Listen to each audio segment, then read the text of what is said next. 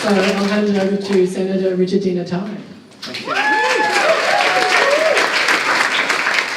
Thanks everybody. Let me begin by acknowledging that we are on Aboriginal land. I want to pay respects to elders past, present and emerging, and let's acknowledge that sovereignty of this land was never ceded. Look, I really want to acknowledge all of the tremendous work that's gone into today's launch, and like all good things, this has been many months, indeed years in the making. I met Nick from Students for Sensible Drug Policy and some of his allies probably more than a year ago now. I'd say it's been a few years, and we've had 2 years.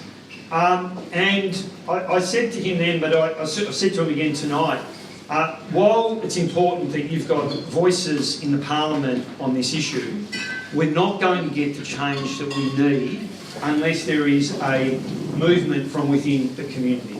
Unless we organise, unless we come together, unless we do what we're doing today. We've got a big rally again. I think the Sydney chapter are doing something Saturday.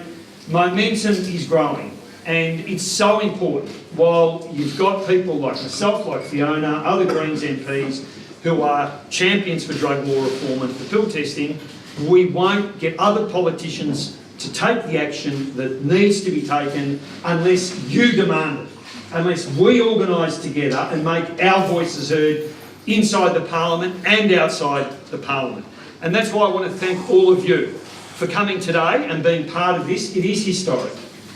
As somebody who's worked as a drug and alcohol doctor, as somebody who's been passionate about this in the Parliament, as a father of 2 young kids, as somebody who desperately wants us to take a more evidence-based, decent, compassionate approach, I know that we will not get the change we need unless we work together to demand it.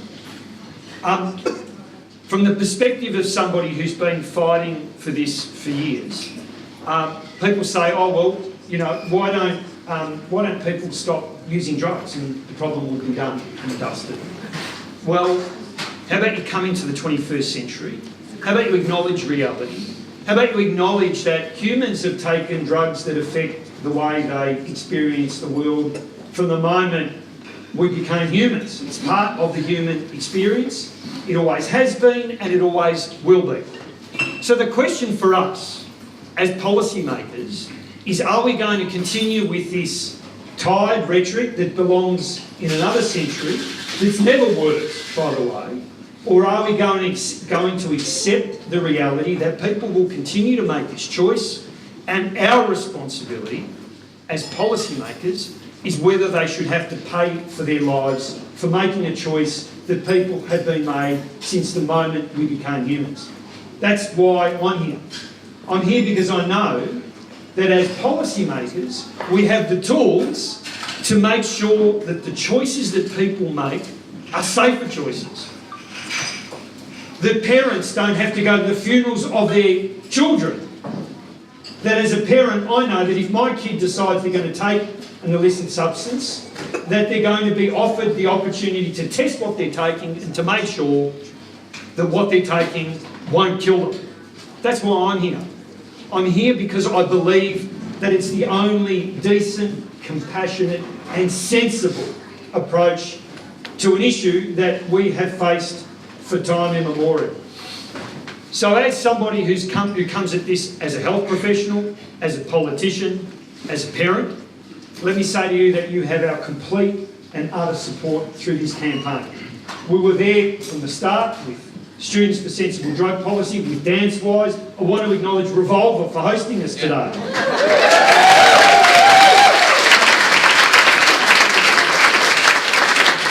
Because we need all of the allies that we have working together, being public, making our voices heard. This is one of the few areas in public discourse where you can talk about somebody who's using a drug in terms that we would never use for any other member of society. It's the most stigmatised, discriminated against group in society. And as I said earlier, in 10 years or in 20 years, I hope it's shorter than that, we're going to look back at the way we treated people who make a choice to ingest a substance, to use a substance, as I said, simply because someone at some time in the recent history said it was illegal to do so, that we could treat them in the way that we do. Criminalise it, drive them underground, force them to take risks that no one should be forced to take, and we'll apologise to those people who we've locked up, who we've given criminal records to, and who we've effectively driven underground. We as a society need to acknowledge the reality of what's happening and what has always happened. And as a politician in the Parliament, what you will get from me, what you will get from every member of the Greens, is an approach that's based on evidence, that's based on humanity, and that's based on compassion. The Premier of this state says that they are proud to lead progressive government. Well, you cannot champion your progressive credentials unless you're prepared to make sure that everybody in this state has access to pill testing. You cannot. The Premier of New South Wales continues to tell lies about what pill testing would do, as though somehow, if we introduce pill testing, people would start using drugs. Well, I've got news for her. People don't use drugs because pill testing is available. People don't start injecting heroin because we build a safe injecting centre. People didn't start injecting heroin because we gave them clean needles. People use drugs for all sorts of other reasons, and our job is to make sure they don't pay for that choice with their lives. And the Premier of New South Wales needs to explain to the families of those young people who have tragically lost their lives why she stood in the way of the health professionals who are prepared to offer this service to people right around the country. We're not asking politicians to stand up and say, we're going to pour billions of dollars into this. We're asking politicians to get out of the way, to allow health professionals to do their job, and to allow people to be safe. That's what we're asking for. That's what you're asking for.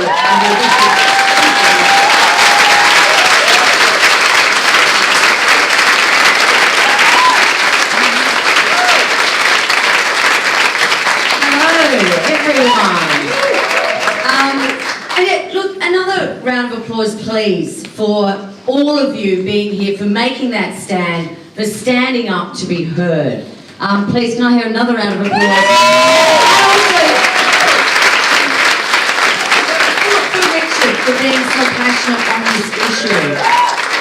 And before I go on, I too would like to acknowledge that we are on Aboriginal land and pay my respects to elders past and present and emerging, and also recognise that, as was so eloquently put, our crap drug laws affect our Aboriginal brothers and sisters in far greater numbers than any other group in our community. 2 years ago, when I set up the drug law reform inquiry, we took a delegation of politicians overseas, and we took them to Secret Garden, this wonderful music festival, on a beautiful Saturday afternoon, and I could never see four people look more out of place than we did. And some of them, they wore jeans, and I've never seen them in jeans before. And I don't think they'd worn them that often because they were very neatly creased. But those politicians did witness pill testing, and they saw how it worked. And they saw that in many ways, pill testing provides you with that door to health information, that door to education. And that is what this is about.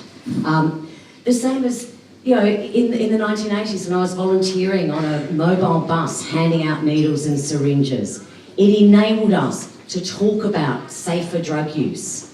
We didn't say drug use was safe, and we don't say it now, and pill testing doesn't say that drug use is safe. What we say is, let's give you some information and let's try and make it safer. Now, politicians have accepted that harm reduction and harm minimisation are crucial tools in protecting our society. And we saw that through needle exchange programs. And in fact, we were the first country just about in the world to adopt a national approach to needle exchanges.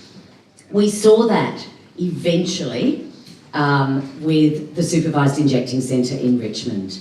Now, that one did take a little bit longer to convince them that this was going to save lives, and also it was a gateway into a health service. It was a gateway to provide more information and to provide support and keep people alive, and we know that that injecting centre has done that. And that is why, you know, it's so frustrating and so, so ridiculous that we have a Premier here saying, I'm progressive and look at the great stuff I did around harm reduction. I set up a supervised drug injecting centre. And yet in the same thing, he says, but I oppose pill testing. Now, I'm sorry, Premier, you can't do both. You can't be, and Richard said this as well, you can't call yourself a progressive Premier and oppose pill testing. It doesn't work. You can be one or the other, but you can't do both. And seeing all of you here, like when we ran the campaign to get the supervised injecting centre, we got different organisations, and the Students for Sensible Drug Law Reform, Drug Policy, DanceWize were part of that cohort of partners that did that. And seeing all of you here today, providing that voice, and you will find many of us joining you. And I also would say David Limbrick's in the house, a new member of the upper, also supports pill testing. So the numbers are growing, and we will be vocal, and I will continue to push the Premier and the Cabinet to do this. It's wonderful because we need you guys. I mean, when I look on the television, it's not me that they're showing the photo of the person who tragically died at the music festival. Although I probably had my fair share of drugs at a music festival, but it's another story. However, but it's the faces of young people, so it needs to be your voices that we are hearing. And I'm so impressed with you all for doing that today. This is not easy. To organise an event like this is wonderful. And I can tell you, we will be taking your message to Parliament. We will be knocking on the doors of the ministers in Cabinet, and we will continue to do that until they allow pill testing, until you are heard, not harmed. Thank you.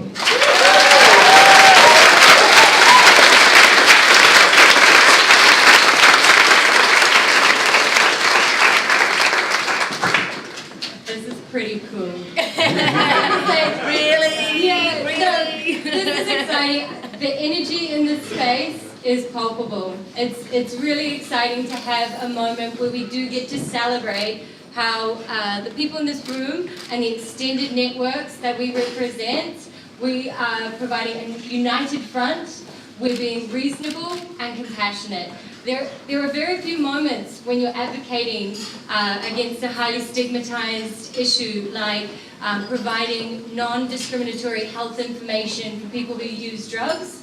A lot of you in this room, I'm very privileged to have worked alongside. Many of you on the front line, there's a lot of volunteers in this room who give so much of their time, and they're doing it right now. This entire campaign is fueled by volunteers, and the DanceWize program, many of you are aware of what we do, but I'll just summarize what we do, and the lifeblood of our program is our volunteers. Woo-hoo! We're very grateful for our government funding as well, don't get me wrong, but it is dwarfed by the amount that is given by the community. So DanceWize delivers drug-related health outreach services at music festivals and events. We provide non-judgmental, evidence-based information about safer ways to use drugs, make people aware of the risks and give them opportunities to reduce the risks and ultimately reduce the harm involved with their choices. Sometimes people do need support, and we are there providing them again with non-judgmental support, and this is how the network grows. When you give people empirical evidence, you empower them with the opportunity to make reasoned decisions. People do want to choose things that support their own health and well-being and foster the health and well-being of their communities. So it's just so beautiful to be part of something that is authentically grassroots, and enjoy today because, as you all know, if you are following this movement, grassroots initiatives are hard work. And there are a lot of times where you are banging your head against a brick wall, you're being told that you are wrong, But just keep going, because it's movements like this that make real change. So be heard, not harmed. It's a great initiative, and honoured to be part of it.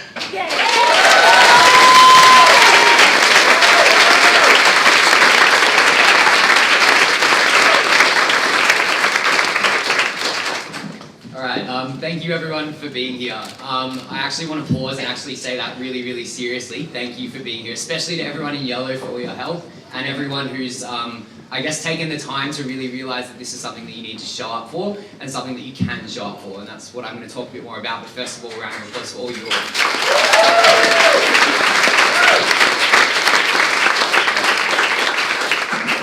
I also want to acknowledge the traditional owners, the Wurundjeri and the Bunurong, and pay respect to all elders past, present and emerging. I also want to just, I guess, wrap up a bit of this and talk a little bit more about what we're actually doing, what Be Heard Not Harmed is and where it came from and where it's going to go, and how we're going to all win pill testing across the country together by keeping doing this. We've already heard from our awesome political allies. Thank you again for being here and for your awesome words that this is possible and that this is up to us to do, because the politicians that get to make decisions on this at the moment, heads in the sand. It's ridiculous the extent to which they're not listening to evidence, and they're not listening to really everyone, if you ask me at this point. And so, a little bit more, I guess, context. We're from Students for Sensible Drug Policy Australia. So I'm now the National Director of a growing, seriously growing national movement of young people who are standing up and saying, hang on, that drug policy there, that's not based on evidence, and that drug policy there harms me and my friends, and that's what we're here to start saying. It's also been an organisation that over the last few years has given me the confidence to become an expert in drug education, and given me the confidence to be able to stand up here and help organise something like this, and really, I guess, believe deep down in me that it is this kind of movement that's going to create this kind of change. So I want to thank our founders who are here, Ash and Penny. I want to thank our mentors at the Centre for Australian Progress, who over the last 6 months have been schooling up myself and some of the other SSDP Australia team on how to run grassroots campaigns. And this is only the launch, okay? We're not even getting started.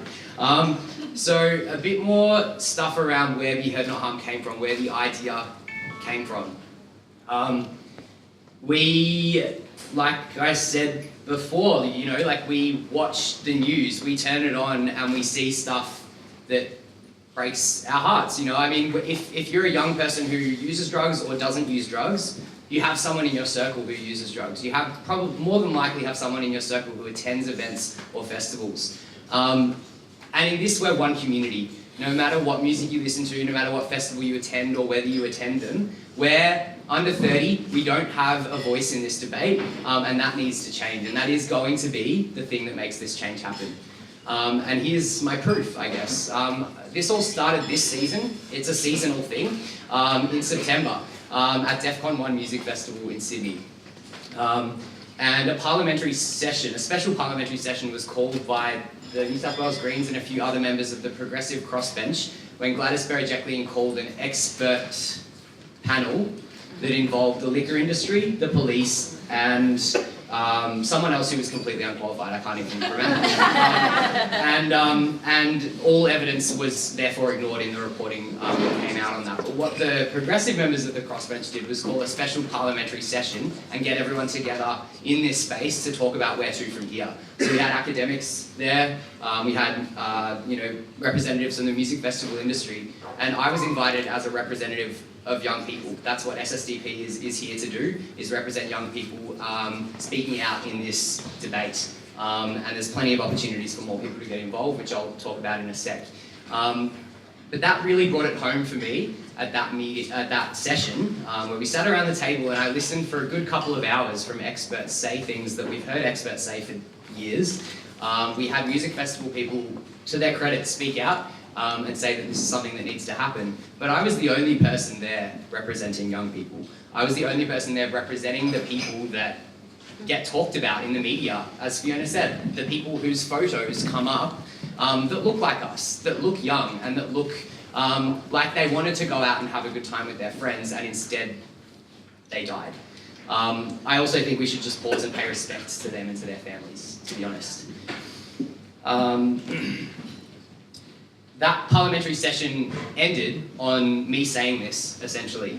And I was a bit nervous and I broke up a little bit, and I had Jenny Leung, the member for Newtown, kind of back me up and repeat that message, that it's lovely to hear from all you academics and all you experts and stuff like that, but the voice that we don't hear in this debate is the voice that Nick just rang, and more of those voices need to be in this debate. We're also going to have a bunch of campaign ambassador trainings over the next few months where you can join the people in yellow here if you want to be trained up on how to speak about this issue and how to connect that policy, what you're saying on this policy issue, to your local representatives and people in power. And we have a pretty sort of sophisticated campaign strategy for how we're going to roll that out. We're also Students for Sensible Drug Policy, so we're going to be getting this campaign out on campuses all throughout the year through our 10 university chapters around the country that continue to grow. And we're going to be through music festivals and campuses and other outreach that we're going to conduct throughout the year. Get this message, get this campaign out to young people, and empower them, rather than convince them, empower them to realise that them speaking up and them demanding this, and then reflecting that statistic that we don't hear in this debate, that it's 4 in 5 young people who support pill testing. We've known that for about a decade, that research. We don't hear that point in this debate at all. And we get to hear all these other statistics, but that's a really important one, is that the affected community here can read evidence and they unequivocally support this policy change. So how you can get involved, so everyone here, I'm really imploring you to get as involved as you can. Whether you're youth or not, we need your support. As Steph said, grassroots activism is draining. We're a community-led campaign. We have some initial funding from a philanthropic foundation that is going to match any funding that we raise tonight. We are begging you to commit anything you can to donate to our crowdfunder that we've just launched and to contribute to this campaign. It's not going to be easy to get this message out to young people all around the country and to train them up to get that message to the politicians. But if you believe in this movement, and if you believe in all of us, these speakers, and if you believe in each other for being here, then I really ask that you can commit anything you can to help get this over the line.